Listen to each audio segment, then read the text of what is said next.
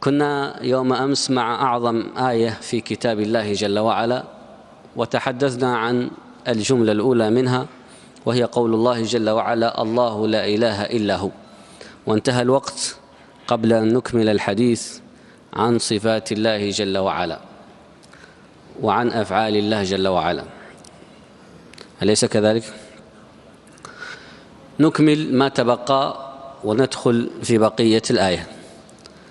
بالإجمال ذكرنا ما يتعلق بقواعد التوحيد أو أصول التوحيد المتعلق بالإيمان بالله، الإيمان بوجوده، الإيمان بربوبيته وأركان الإيمان بربوبيته، الإيمان بألوهيته وأركان الإيمان بألوهيته، الإيمان بالأسماء والصفات وقواعد الإيمان بالأسماء وقواعد الإيمان بالصفات.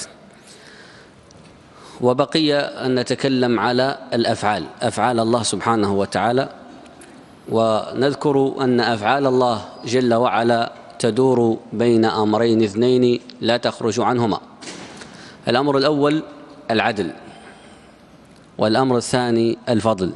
فلا يفعل الله جل وعلا فعلا إلا وهو عدل وفضل، عدل من جهة وفضل من جهة. إذا قلنا عدل فلا ظلم، وإذا قلنا فضل فلا منة لأحد على الله. عرفت؟ يمنون عليك أن أسلموا، قل لا تمنوا علي إسلامكم بل الله يمن عليكم أن هداكم للإيمان. إذا صمت المنة لله ليست لك، إذا صليت المنة لله ليست لك، إذا تصدقت المنة لله عليك أنه هداك أصلا، إذ هناك من هو محروم من الصلاة، محروم من الزكاة، محروم من الصوم، محروم من الإسلام كله. إنك لا تهدي من أحببت ولكن الله يهدي من يشاء. هناك مسائل تطرح في هذا الباب، وهذا الباب يدخل في باب القدر، وقد تكلمت لكم عن القدر في تفسير سورة القدر وفي تفسير سورة القمر إذا كنتم تذكرون، وذكرنا أن القدر يقوم على أركان. فما هي أركان القدر؟ الإيمان بالقدر يقوم على 4 أركان. ما هي؟ الركن الأول علم الله الذي أحاط بكل شيء، أن تعتقد أن الله وسع علمه كل شيء، هذا رقم 1. وعنده مفاتح الغيب لا يعلمها إلا هو، ويعلم ما في البر والبحر وما تسقط من ورقة إلا يعلمها، ولا حبة في ظلمات الأرض ولا رطب ولا يابس إلا في كتاب مبين.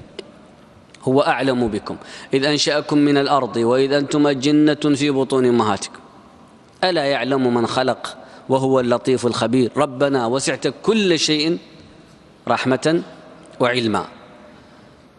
إحاطة علمه بكل شيء، هذا رقم 1. رقم 2 أنه على ما أنه إذا شاء شيء فعله، فلا يحدث شيء بعلمه إلا بمشيئته. المشيئة، العلم والمشيئة والقدرة والكتابة.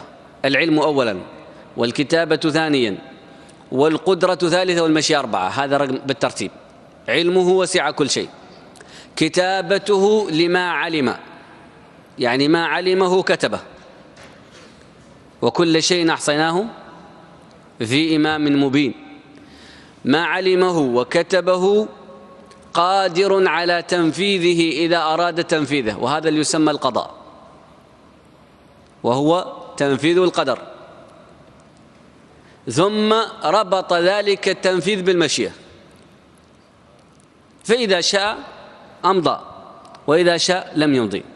قبل أن يتزوج النبي صلى الله عليه وسلم أم المؤمنين عائشة، وبعد ما ماتت خديجة جاءه جبريل يحمل في المنام، يحمل عائشة على كفه. قالوا: يا رسول الله هذه زوجتك. نظر إليها النبي صلى الله عليه وسلم في المنام وعرفها، فقال النبي صلى الله عليه وسلم لجبريل: يا جبريل إن يرد الله أمرا يمضه.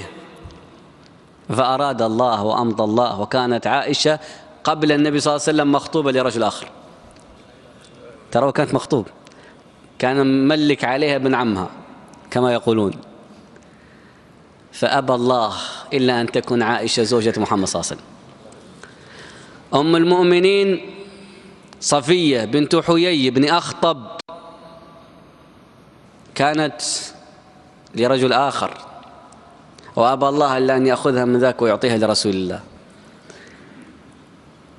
رأت رؤيا قبل أن تتزوج، رأت في المنام أن قمرا سقط في حجرها، فجاءت تجري وهي طفلة عمرها 15 سنة لأبوها حيي بن أخطب وعمها، قالت: يا أبتاه رأيت في المنام قمرا سقط في حجري، فلطمها حتى سالت الدماء من عينها.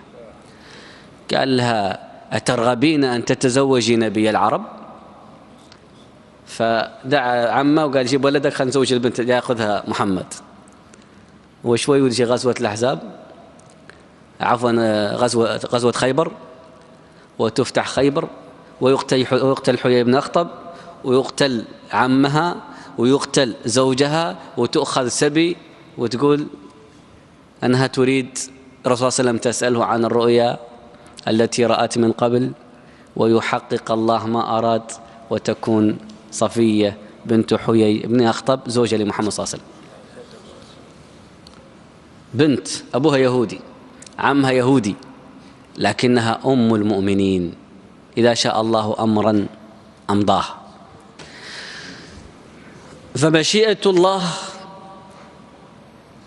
لا يمكن أن ترد بمشيئة كائن من كان، ما شاء الله كان، وما لم يشأ لم يكن، وما تشاءون إلا أن يشاء الله. إذن هذا متعلق بإيش؟ بأفعال الله. القدر كله متعلق بعلم الله ومشيئة الله وأفعال الله، وعلم الله ومشيئة الله وأفعال الله تعلم بصفات الله وأسماء الله، وصفات الله وأسماء الله دالة على ذات الله جل وعلا، وذات الله واحدة لا تتعدد، له الصفات العلى، له الأسماء الحسنى، إلى غير ذلك. هذا إكمالا لدرس أمس. ندخل اليوم في بقية الآية. الله لا إله إلا هو الحي القيوم. طبعا بقية الآية تفصيل لما أجمل في قوله تعالى الله لا إله إلا هو. أما الصفة الأولى الحي، فالألف واللام التي جاءت قبل لفظة حي دلت على استغراق النوع واستغراق الجنس، أي جميع ما يمكن يندرج تحت لفظ الحياة من كمال الصفات ومن كمال الذات واجب في حق الله. فاهمين؟ فكل حي لا تكون حياته صحيحة إلا إذا كان سميع، إلا إذا كان بصير، إلا إذا كان متكلم، إلا إذا كان قادر، إلا إذا كان مريد. فجميع الصفات التي تقتضيها كلمة الحياة وهي صفات كمال هي مثبتة لله، وجميع الصفات التي هي نقص في الحياة هي منفية عن الله، ليس بأبكم ولا أصم ولا أعمى ولا غير ذلك من صفات سلب. ولهذا قال النبي صلى الله عليه وسلم في حديث الدجال: إن الدجال أعمى أعور، وإن ربكم ليس بأعور. وقال الله عز وجل عن الأصنام: هل يسمعونكم إذ تدعون أو ينفعونكم أو يضرون، لكن الله يسمعكم إذ تدعون، ينفعكم إذا طلبتم النفع، يضر أعداءكم إذا استنزلتم ضره بعدوكم، إلى غير ذلك. بسم الله الذي لا يضر مع اسمه شيء في الأرض ولا في السماء وهو السميع العليم. لكن من ابتعد عن اسم الله واتخذ اسما آخر غير الله يدعوه من دون الله إن هي إلا أسماء سميتموها أنتم وآباؤكم ما أنزل الله بها من سلطان لا ينفعه شيء. هل ينفعونكم إذ تدعون؟ نعم.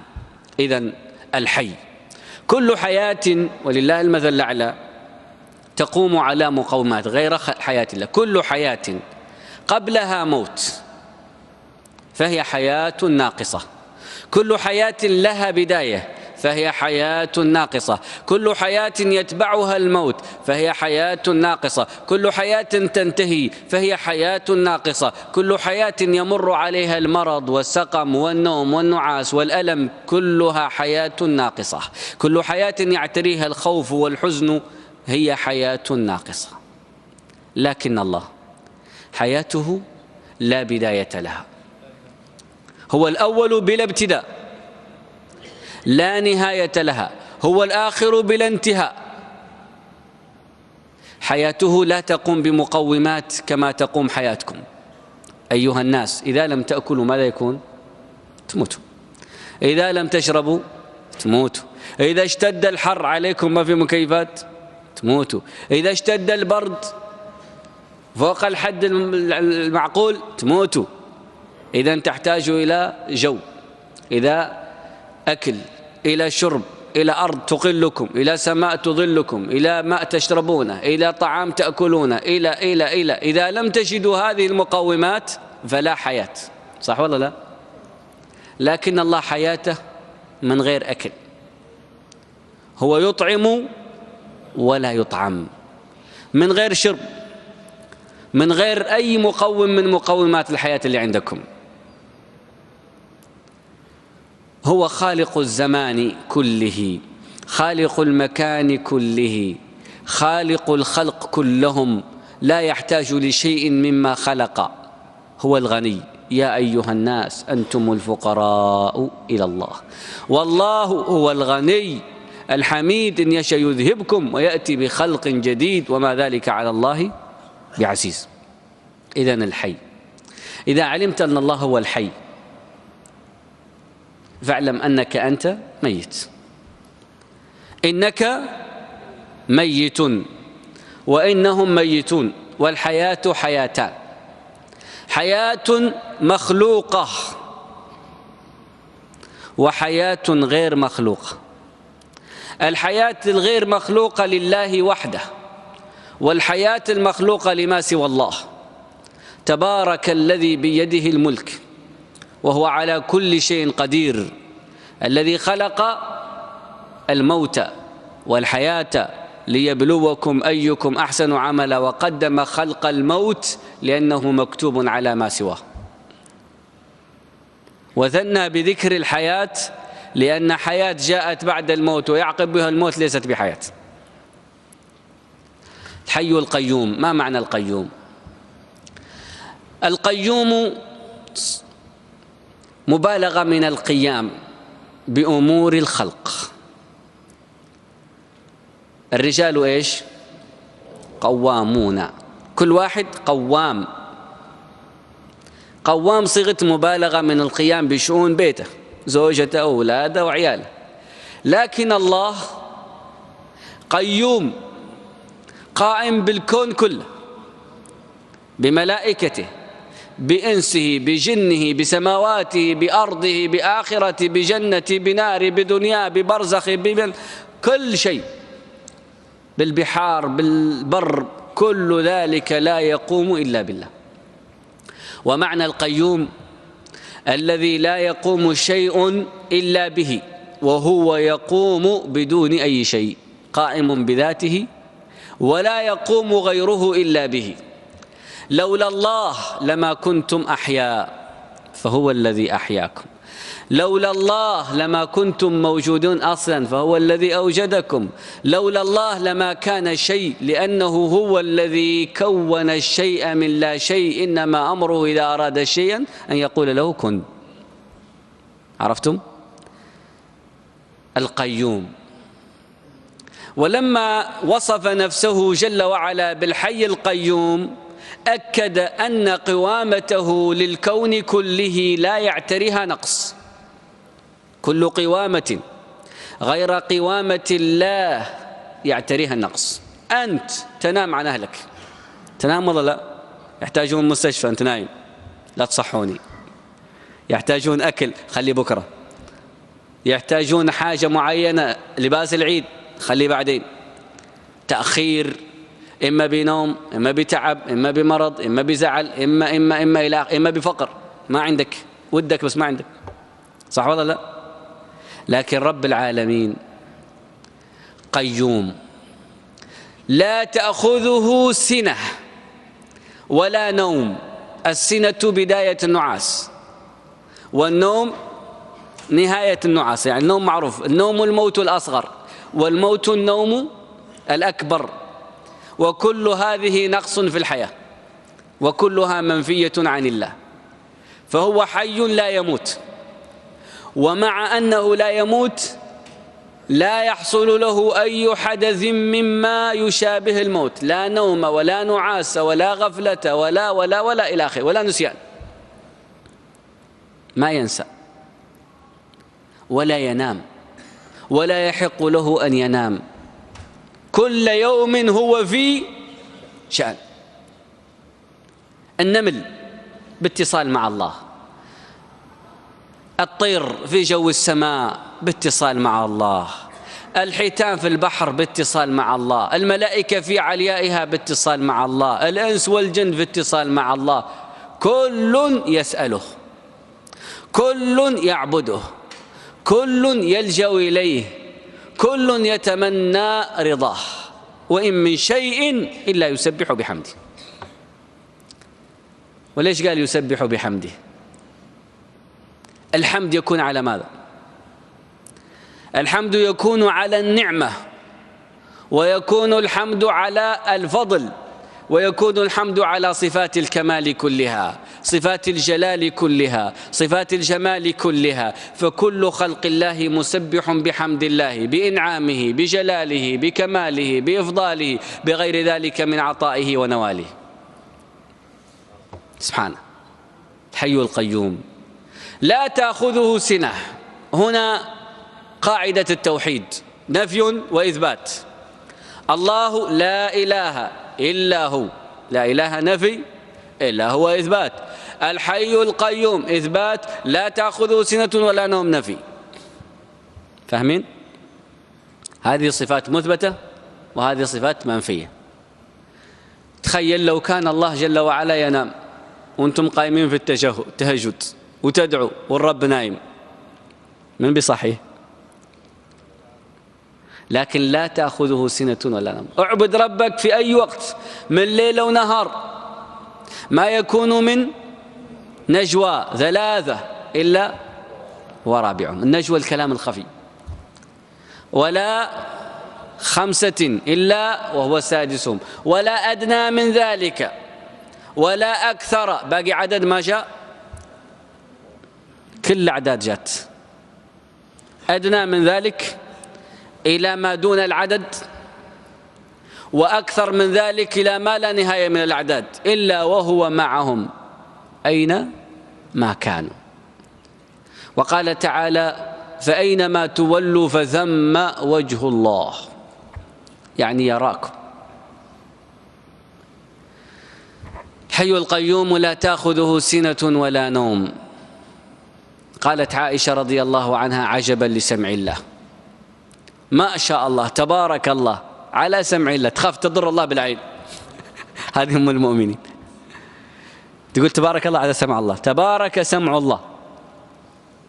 والله إني لجالسة يوم جاءت المجادلة تجادل رسول الله صلى الله عليه وسلم في زوجها وتشتكي إلى الله فما سمعت شيئا مما قالت. أنا قاعدة جنب النبي صلى الله عليه وسلم، هذه عائشة تتكلم، والمجادلة حطت فمها في أذن النبي صلى الله عليه وسلم بصوت خفي ما ود أحد يدري، ومن فوق 7 سماوات، من فوق العرش، يقول الله: قد سمع الله قول التي تجادلك في زوجها وتشتكي إلى الله، والله يسمع تحاوركما، اللي أنت قلت لها واللي هي قالت لك. وعائشة قاعدة ما سمعت شيء.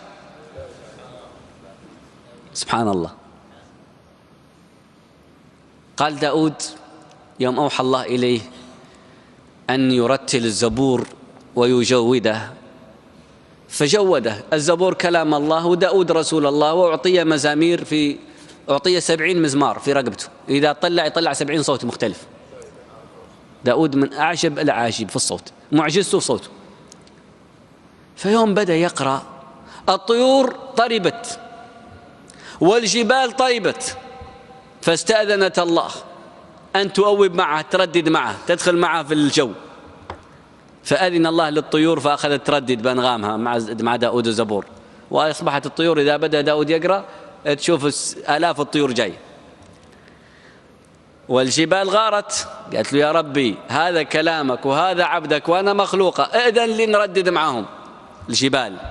فأذن الله للجبال يا جبال أوبي معه والطير، يلا جاكم الإذن من الله. فرددت الجبال، صوت الجبال مو مثل صوت داود ولا صوت الطيور، صوت مجلجل قوي حتى صم آذان داود، ما عاد داود يسمع صوت نفسه من قوة صوت الجبال. فرفع يده قال اللهم اللهم أصمت هذه الجبال حتى تسمع مناجاتي لك. على الفطرة، يحسب أن الله تختلط عليه الأصوات، وهذه الفطرة البشرية، كل البشر يعني على الفطرة. فماذا حصل؟ أرسل الله جبريل عليه السلام فورا لداود يعطيه درس عن سمع الله جل وعلا. فنزل جبريل قال يا داود إن الله يقرئك السلام ويأمرك أن تتبعني، يلا تعال وراي. فيأتون إلى جبل من الجبال اللي تأوب مع داود، جبل ضخم، فيضربه جبريل فينفلق نصفين. فيدخل جبريل وداود إلى قعر الجبل، وقعر الجبل في الأرض كم؟ 9 أعشار الجبل في الأرض، والعشر فقط فوق، يعني اللي انت شايفه فوق الأرض عد مثله 10 مرات تحت. نزلوا إلى قعر الجبل في ظلمات، لا ترى شيئا لا تسمع شيئا. فقال داود يا جبريل تسمع شيء؟ قال لا. تبصر شيء؟ قال لا. فأنار الله قعر الجبل، وإذا بجبريل يأخذ حجر من ذاك الجبل ويضعه في كف داود. قال له أبصرت هذا الحجر؟ قال نعم. ففتته جبريل وأصبح فتات، وإذا بذاك الفتات تخرج منه دودة صغيرة في فمها ورقة خضراء طلع صوت تسبيح لله، عايشة في ذيك الصخرة في قعر ذاك الجبل تسبح الله. قال له أبصرت شيئا؟ قال أبصرت دودة. قال سمعت لها صوت؟ قال لا. قال قربها من أذنك. فقربها حتى وضع فمه، فإذا بها صوت ضعيف يطلع ويختفي مرة ويطلع ويختفي مرة. قال له إن الله يقرئك السلام ويقول لك إنه يسمع تسبيح هذه الدودة في قعر هذا الجبل وهو يرزقها كما ترى، فكيف لا يسمع صوتك وأنت فوق الأرض؟ عرفتم؟ الحي القيوم لا تأخذه سنة ولا نوم، له ما في السماوات. اللام لام الملك واللام لام الاختصاص، فما في السماوات ملك لله، وما في السماوات الأمر به لله، فلا آمر في السماء إلا الله. ما هناك ملك ولا أمير ولا وزير ولا رئيس في السماوات، إنما الملك فيها لمن يتنزل. أوحى في كل سماء أمرها، لكن الملائكة لهم نظام بأمر الله. كل سماء فيها جنس من الملائكة يختلف عن جنس السماء الثاني، فالملائكة مختلفون. وكل سماء فيها ملائكة مقربون وملائكة دون ذلك، يعني الملائكة كلهم مقربون وكلهم مكرمون لكنهم درجات، كما قال تعالى وما منا إلا وله مقام معلوم. أعلى الملائكة ملائكة السماء السابعة وما فوق. ما فوق السماء السابعة ملائكة سدرة المنتهى، ومنهم جبريل مقامه عند سدرة المنتهى، كما قال تعالى ولقد رآه نزلة أخرى عند سدرة المنتهى عندها جنة المأوى. هؤلاء الملائكة جميعا ملك لمن؟ لله، له ما في السماوات. الإنس والجن والطير والهوام والدواب والدول وكل شيء ملك لمن؟ اللي في الدنيا اللي في الأرض لله، له ما في السماوات وما في الأرض، في سورة طه: وما بينهما وما تحت الثرى. وشو اللي تحت الثرى؟ النفط والمعادن والحديد والنار، الزلازل، البراكين، لا كله ملكه. عرفت؟ ما في الأرض له، ما فوق الأرض له، ما بين السماء والأرض له، ما في السماوات له، كل شيء له، حتى أنت له. أنت لمن؟ متأكد؟ خلاص، إنا لله، وكل شيء لله، وكل شيء راجع إلى الله. طيب، له ما في السماوات وما في الأرض من؟ طبعا قوله له ما في السماوات وما في الأرض بين لنا في سورة النجم الحكمة من خلق السماوات والأرض، فقال تعالى: لله ما في السماوات وما في الأرض ليجزي الذين أساءوا بما عملوا ويجزي الذين أحسنوا بالحسنى. طيب، عندما تخرج من الكون، تخيل نفسك خرجت من الكون وأصبحت قدامك السماوات السبع ملأى بالملائكة، والأراضين ملأى بالإنس والجن والطيور والهوام والدواب وإلى آخره، وهذا كله عنوانه ملك لله، وهذا كله يسبح لله. زين؟ لكن نظرت في الملائكة فوجدتهم 24 ساعة في عبادة، قيام، ركوع، سجود، تسبيح، الذين يحملون العرش ومن حوله يسبحون بحمد ربهم ويؤمنون به ويستغفرون الذين آمنوا، كل عبادة. ونظرت للأرض فوجدت معصية، هنا زنا وهنا منكر وهنا غفلة وهنا كفر وهنا الشرك وهنا إلى آخره، وأنت تنظر للكون من برا. والله جل وعلا ينظر، هؤلاء يعصونه ويمهلهم، وهؤلاء يطيعونه ويكرمهم. رأيت هذا كله، ماذا تقول؟ ماذا تقول؟ هل هؤلاء الذين يعصونه لا يعلم بمعصيتهم؟ يعلم والله ما يعلم؟ وهل أولئك الذين يطيعونه لا يعلم بطاعتهم؟ لن يطاع إلا بإذنه، ولن يعصى إلا بعلمه، فعلمه وسع العاصين، وإذنه وسع الطائعين. ومن استأذن من العاصين ليكون من الطائعين وجد الباب مفتوح، ومن أراد أن يكون من العاصين، من أراد من الطائعين أن يخرج ليكون من العاصين، الباب مفتوح. من شاء فليؤمن ومن شاء فليكفر، لكن ليجزي الذين أحسنوا، ليجزي الذين أساءوا بما عملوا ويجزي الذين أحسنوا بالحسنى. من جاء بالحسنة فله 10 أمثالها. العدل والفضل، ولا يخلو فعل الله من عدل وفضل. عرفتم؟ طيب، له ما في السماوات وما في الأرض من ذا الذي يشفع عنده إلا بإذنه. هل يستطيع ملك مقرب أن يتكلم شفاعة حتى يأذن الله له؟ وكم من ملك في السماوات لا تغني شفاعتهم شيئا إلا من بعد أن يأذن الله لمن يشاء ويرضى. من ذا الذي يشفع عنده إلا بإذنه؟ حتى محمد صلى الله عليه وسلم بأبي هو وأمي يوم القيامة هل يشفع قبل الإذن؟ لا. قال: فتأتي الخلائق إليه فيقول: أنا لها أنا لها، ثم يخر ساجدا تحت العرش يستأذن من الله، فيؤذن له: يا محمد ارفع رأسك، واشفع تشفع، واسأل تعطى. من ذا الذي يشفع عنده إلا بإذنه. الشفاعة في الدنيا تكون بالعمل. أنتم عندما تصلون العصر تشفعون لأنفسكم بالصلاة عند الله أن يتقبلها. عندما تصلون أي صلاة شفاعة، عندما تصومون شفاعة، عندما تزكون شفاعة. ولذلك هناك شيء اسمه العدل وشيء اسمه الشفع. العدل الفرض والشفع النفل، لا يقبل منهم عدل ولا تنفعهم شفاعة. العدل الفرض، الفرائض كلها عدل، وما زاد على الفرائض من النوافل يسمى شفاعة. فمثلا أتيت بالصلوات الخمس، فحتى تقبل منك هذه الصلوات وتكون كاملة تأتي بالشفاعة معها من النوافل.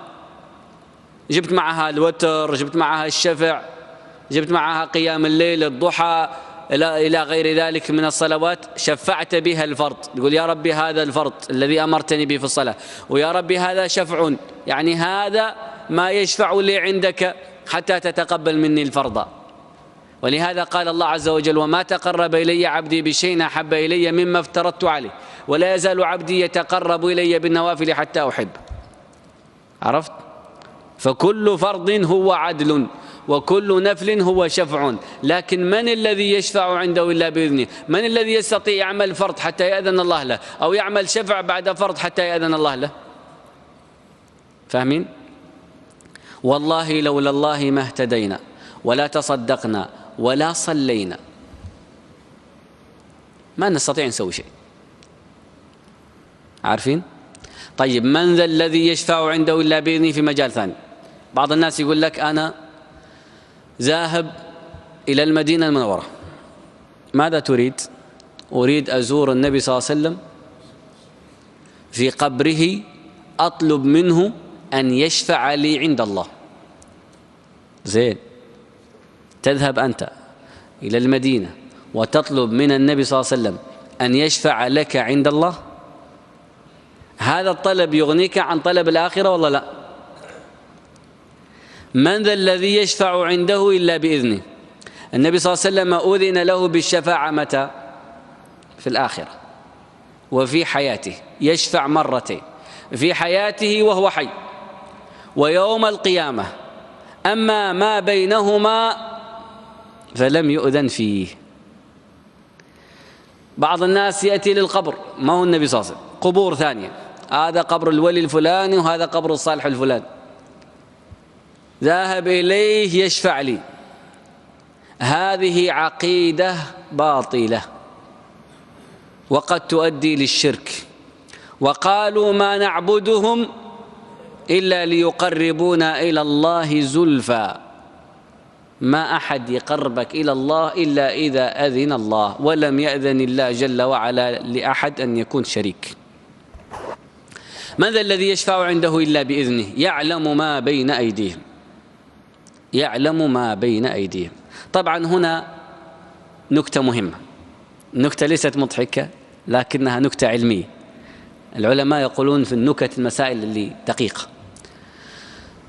قال النبي صلى الله عليه وسلم، كان النبي صلى الله عليه وسلم عفوا إذا استيقظ من النوم مش يقول الحمد لله الذي رد علي روحي وأذن لي بذكره. أذن لي بإيش؟ بذكره. تجد ناس يصحون وينامون وكل شيء يخطر على بالهم إلا الصلاة، صح ولا لا؟ تجد ناس يشترون ويبيعون وكل شيء يخطر على بالهم إلا الصدقة. تجد ناس يأكلون ويشربون ويتداوون ويروحوا كل مكان وكل شيء يخطر على بالهم إلا الصوم. وتجد ناس يسافرون شرق الأرض وغربها ويمين ويسار وكل شيء يخطر على بالهم إلا الحج. لم يؤذن لهم. لو أذن الله لهم بالطاعة لكان هذا أول شيء عندهم، لكن لم يؤذن لهم، نسأل الله العافية. من ذا الذي يشفع عنده إلا بإذنه يعلم ما بين أيديهم وما خلفهم. ما بين أيديكم الدنيا وما خلفكم الآخرة، والدنيا والآخرة عند الله سواء. ما في الآخرة يعلمه وما في الدنيا يعلمه. ما بين أيديهم يومك وما خلفهم بكرة، ما بين أيديهم أمامك وما خلفهم خلفك، كل ذلك يعلمه الله. يعلم ما بين أيديهم وما خلفهم. أنت تعلم ما بين يديك؟ هل تعلم أن بين يديك ملائكة وبين يديك شياطين؟ هل تعلم أن خلفك ملائكة وخلفك شياطين؟ هل تعلم عن يمينك ملائكة وعن يسارك شياطين؟ خذ، قال الله جل وعلا له معقبات من بين يديه ومن خلفه يحفظونه. معقبات ملائكة من بين يديه ومن خلفه. وقال عن اليمين وعن الشمال قعيد. إذن أحاطت بك ملائكة الله من جهتك الأربع. طيب الشياطين، قال الشيطان لآتينهم من بين أيديهم ومن خلفهم وعن أيمانهم وعن شمائلهم. فاهمين؟ فإذا كنت ذاكر لله الملائكة طردت الشياطين وحفظك الله بها. إذا غفلت عن ذكر الله تركتك الملائكة واستحوذت عليك الشياطين. ومن يعش عن ذكر الرحمن نقيض له شيطانا فهو له قرين. فاهمين؟ إذن أنت هذا الصراع بين يديك والصراع من خلفك والصراع عن يمينك والصراع عن شمالك ما تدري عنه. يعلم ما بين أيديهم وما خلفهم. ولا يحيطون بشيء من علمه إلا بما شاء. انتهى الوقت. نكمل. هشام،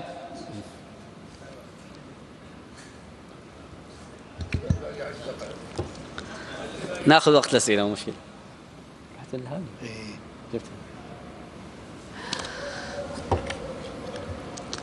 يعلم ما بين أيديهم وما خلفهم ولا يحيطون بشيء من علمه. يا سلام، علمكم أحاط به. في أحد منكم عنده شيء سر ما يعلم به الله؟ في أحد يستطيع يخفي شيء عن الله؟ وين تخفيه؟ وين تخبي عن الله؟ لكن أنت لا تحيط بشيء من علم الله. تعرف شيء عن الله؟ رأيته؟ ما تعرف عنه شيء، وهو يعرف عنك كل شيء. هو أعلم بكم إذ أنشأكم من الأرض وإذا أنتم جنة في بطون أمهاتكم فلا تزكوا أنفسكم. هو أعلم بمن اتقى. ما يروح واحد يلبس ثوب قصير ولحية وسواك ويحط عمة ويسوي نفسه شيخ وهو من تحت الله يستر. صح والله؟ لا. فلا تزكوا أنفسكم، هو أعلم بمن اتقى. ألا يعلم من خلق وهو اللطيف الخبير. لطيف خبير رحيم ودود كريم ستير. والله لو لم يسترنا الله ما جلس واحد منا جنب الثاني. ولو كان للذنوب روائح ما أحد استطاع يصلي في المسجد. صح والله؟ لا. كل تفوح منه رائحة الذنوب، لكن ربنا ستر وربنا غفر وربنا رحم وربنا جعل الصلوات هذه مثل الغسيل تغسل الذنوب. كل ما تجي تغسل ذنوبك وتطلع بلا ذنب وتجي الصلاة ثانية تغسل اللي جاء بعدها، وهكذا. أرأيتم لو أن بباب أحدكم نهرا يغتسل منه كل يوم 5 مرات هل يبقى عليه من درنه من شيء؟ قالوا لا. قال فذلكم مثل الصلوات ال5 يمحو الله بهن الخطايا. الحمد لله رب العالمين. ولا يحيطون بشيء من علمه إلا بما شاء. إلا بما شاء. ماذا شاء الله أن نحيط به علما؟ قال تعالى وما أوتيتم من العلم إلا قليلا. هذا القليل هو الذي يتكلم فيه العلماء والأنبياء والمرسلين والملائكة والخلق كلهم، وهو قليل من علم الله. موسى والخضر في رحلتهم البحرية بعث الله لهم طير يعطيهم درسهم الاثنين. ما هو الدرس؟ الطير هذا نزل في البحر وأخذ قطرة وطار، فقال الخضر يا موسى أبصرت الطائرة؟ قال نعم أبصرته. قال أبصرت ما صنع؟ قال نعم. قال أرأيت ما أخذ بمنقاره من ماء البحر؟ قال نعم. قال ما علمي وعلمك وعلم سائر الخلق من علم الله إلا كما نقص هذا الطير من هذا البحر. نقص شيء؟ ولا يحيطون بشيء من علمه إلا بما شاء. شوف كم.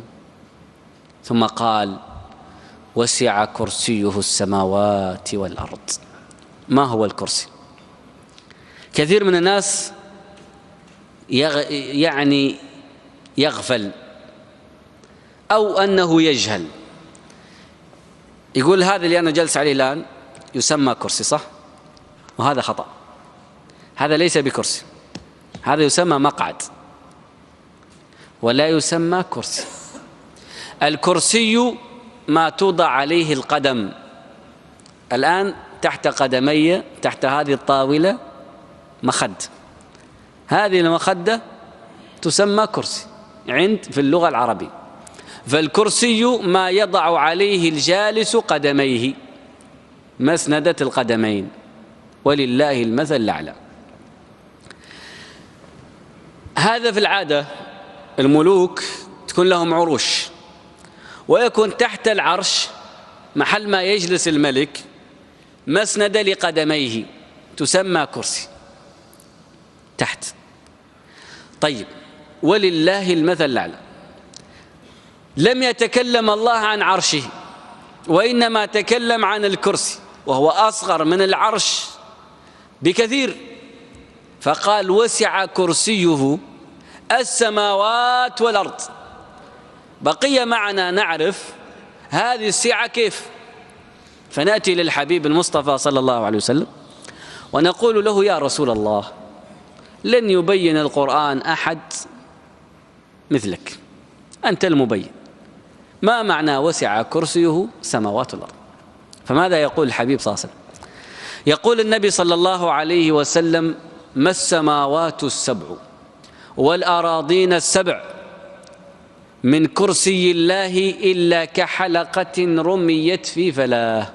الحلقة ما يوضع في أنف البعير، الحديدة الصغيرة اللي في خشم البعير اللي تضع فيها الزمام، لو أخذتها ورميتها في الربع الخالي ما زادت عليه الكرة الأرضية على تلك الحلقة هو ما زاد به الكرسي على السماوات والأرض. شفتوا السعة قديش؟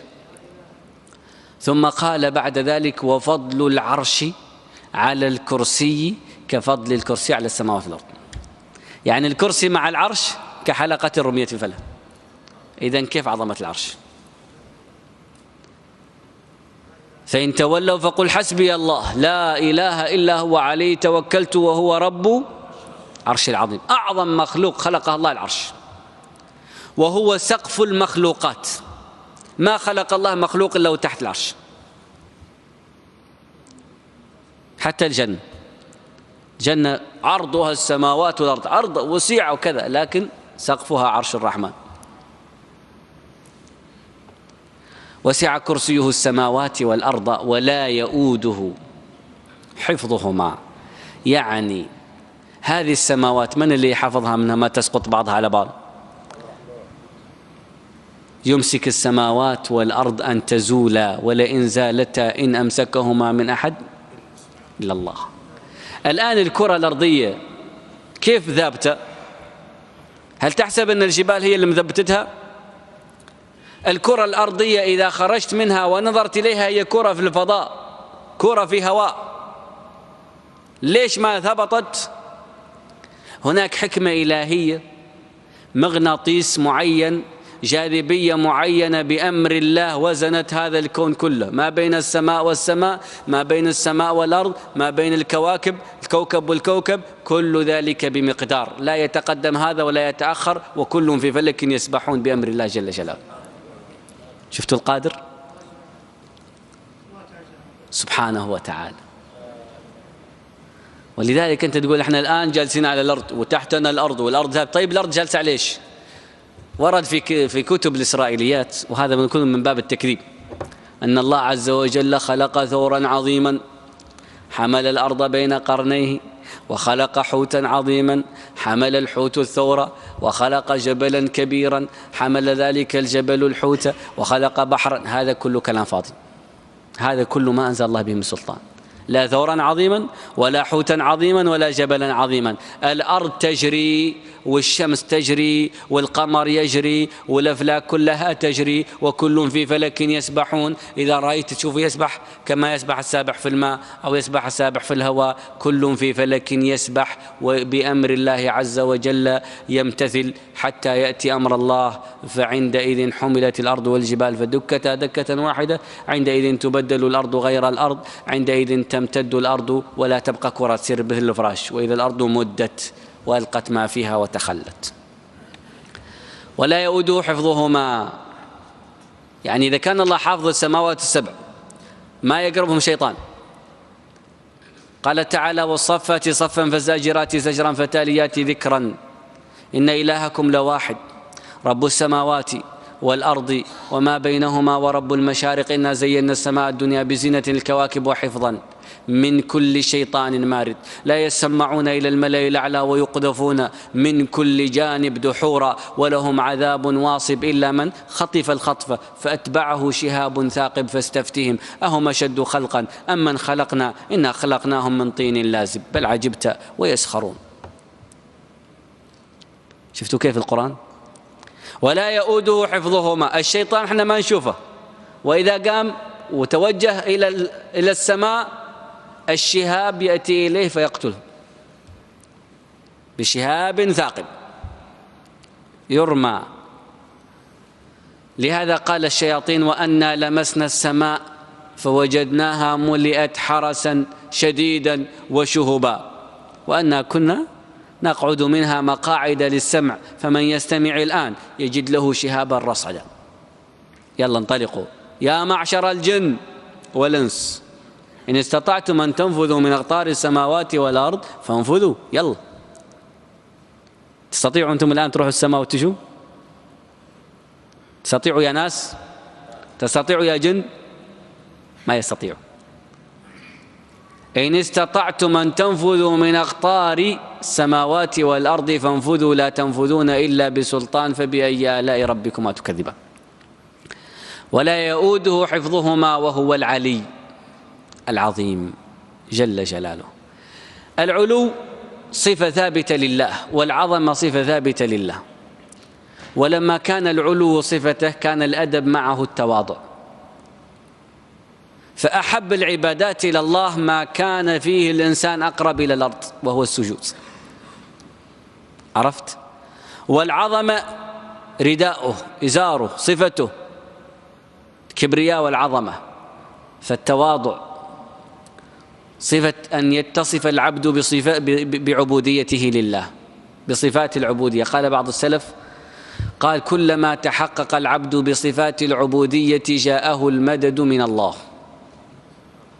تحقق بصفات العبودية يأتيك المدد، تتصف بصفات الألوهية يأتيك المقت والغضب كما حصل لفرعون صلى الله العافية. طيب هنا فائدة. العلي في ميزان الناس أن الشيء لا على صغره. الطائرة في مطار جدة أو في أي مطار على الأرض كبيرة، فإذا طارت في السماء كل ما علت صغرت، صح ولا لا؟ تشوف الطائرة بعيد كأنها ذنبانة، صح ولا لا؟ وهي بوينغ 333 والله إيرباص، لكنها لما علت صغرت. فكل مخلوق يعلو يصغر، لكن الخالق هو العلي العظيم، العظيم في علوه والعلي في عظمته، لا شيء أعظم منه.